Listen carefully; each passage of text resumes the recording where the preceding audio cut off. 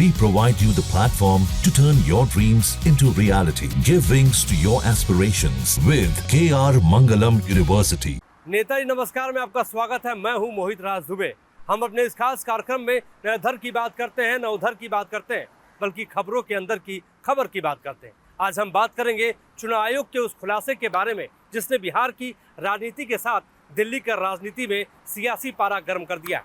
दरअसल बिहार के अंदर SIR चल रहा है। SIR का मतलब ये है कि विशेष गहन पुनर्निरीक्षण यानी मतदाताओं की जांच होगी। नए मतदाता को किस रूप में बनाना है और पुराने मतदाताओं के पास कागजात पूरे हैं कि नहीं, यानी पूरी ये प्रक्रिया है जिसको लेकर लगातार चुनाव आयोग इस प्रक्रिया के माध्यम से लोगों को जोड़ा जा रहा है, लोगों की जांच की जा रही है। इसको लेकर सियासत भी गर्म है, लेकिन जिस तरीके से चुनाव आयोग ने आज खुलासा किया है सीमांचल के इलाके में जाकर, वहाँ पर BLOs पहुँचे थे और बूथ लेवल के जब अधिकारी वहाँ पे पहुँचे तो उनको नई नई बात पता चली। बात ये पता चली कि वहाँ पर नेपाल, बांग्लादेश और म्यांमार के नागरिक हैं जो वहाँ के मतदाता भी हैं।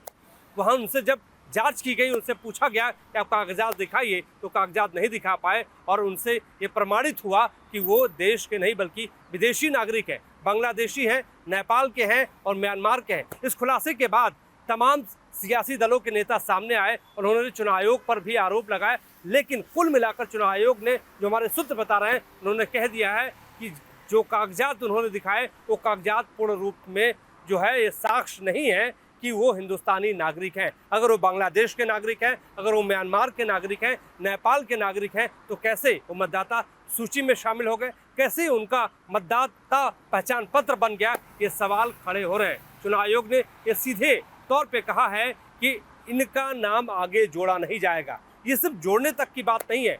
सवाल ये उठता है कि आखिर ये मतदाता सूची में कैसे शामिल हो गए, कैसे इनको मतदाता पहचान पत्र बना दिया गया अगर वो हिंदुस्तान के नागरिक नहीं है। चुनाव आयोग ने ये कहा है कि कार्रवाई होगी, किस रूप में होगी ये तो देखने वाली बात होगी, लेकिन फौरी तौर पर जो जानकारियां सीमांचल के इलाके में आ रहे हैं वो देश की सुरक्षा से संबंधित एक बड़ा सवाल है। सुरक्षा को लेकर भी सवाल उठाया जा रहा है और कहा जा रहा है कि अगर ऐसे लोग जो है मतदाता सूची में शामिल पहले से थे तो आखिर इनको कैसे कर लिया गया। बूथ लेवल के अधिकारियों द्वारा इन मामले की जानकारी निर्वाचन आयोग को दे दी गई है। आयोग ने साफ किया है कि इन मामलों की जांच 1 अगस्त 2025 से शुरू होगी और यदि आरोप सही पाए गए तो संबंधित नामों को 30 सितंबर 2025 को प्रकाशित होने वाली अंतिम मतदाता सूची में हटा दिया जाएगा। विपक्ष ने भी कई सवाल उठाए हैं। विपक्ष लगातार चुनाव आयोग पर आक्रामक मोड पर दिखाई दे रहा है। इस मामले को लेकर राजनीतिक हलकों में हलचल तेज हो गई है। विपक्ष ने इसे वोटबंदी और NRC की बैकडोर एंट्री करार दे दिया है। नेता प्रतिपक्ष यानी बिहार के नेता प्रतिपक्ष तेजस्वी यादव ने एक प्रेस कॉन्फ्रेंस कर दिया और इस पर प्रेस कॉन्फ्रेंस के दौरान चुनाव आयोग पर कई गंभीर आरोप लगा दिए और उन्होंने कहा कि चुनाव आयोग का ये दावा राज्य के 80% मतदाताओं ने अपना गणना प्रपत्र जमा कर दिया है, ये पूरी तरीके से झूठ है, ये आरोप उन्होंने लगाया है। लेकिन चुनाव आयोग का जो दावा है, चुनाव आयोग लगातार जो है इस प्रक्रिया के माध्यम से लोगों तक पहुंच रहा है। बिहार में सबसे पहले आप ये समझिए कि 7 करोड़ 89 लाख मतदाता हैं, जिसमें से मौजूदा जो सूरत हाल है उसके हिसाब से 6 करोड़ 32 लाख मतदाताओं ने अपने गणना प्रपत्र जमा कर दिए, यानी 80.11% जो है ये पूरा कवरेज पूरा हो चुका है। ये चुनाव आयोग का दावा है। साथ ही आयोग ने ये भी बताया है कि सभी फॉर्मों की जो फॉर्म है उनकी प्रिंटिंग पूरी हो चुकी है और वितरण का काम लगभग अंतिम चरण में है। चुनाव आयोग का कहना है कि इस प्रक्रिया के तहत जो डेडलाइन दी गई है उससे पहले काम पूरा कर लिया जाएगा।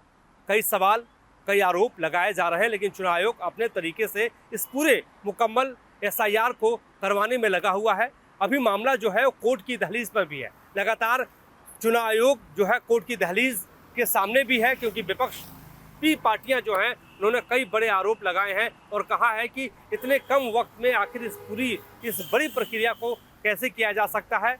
हाँ, कुछ चुनाव आयोग के सामने जो विपक्षी दल पहुंचे थे उनका ये कहना था कि प्रक्रिया तो सही है, लेकिन इतने कम वक्त में इस प्रक्रिया को कराना बहुत मुश्किल होगा, लिहाजा चुनाव आयोग को लंबा वक्त लेना चाहिए। लेकिन चुनाव आयोग का कहना है कि हमारा काम है और हमारी ये कोशिश है कि शुद्ध मतदाता हो, मतदाता सूची बनाई जाए, सही मतदान के लिए सही मतदाता भी ज़रूरी है, लिहाजा इस प्रक्रिया को ऐसे वक्त में अपनाना बेहद ज़रूरी है। यानी कुल मिलाकर इस पूरे मामले को लेकर सियासत भी जारी है और कोर्ट के दरवाजे पर भी जंग जारी है। यानी दोनों तरीके से जो है इस पूरे मामले पर सियासत गर्म है। देखने वाली बात यही होगी कि आगे जब कोर्ट के भीतर इस पूरे मामले को लेकर सुनवाई होगी तो क्या निकलता है, कोर्ट का क्या निर्णय होता है। लेकिन चुनाव आयोग के सामने जो चुनौतियां हैं, चुनौतियां यही है कि सीमांचल के इलाके में अगर फर्जी मतदाता हैं तो उनको किस तरीके से हटाया जाएगा, उनको किस तरीके से उनके ऊपर जांच होगी। अगर फर्जी मतदाता बांग्लादेश के हैं, नेपाल के हैं,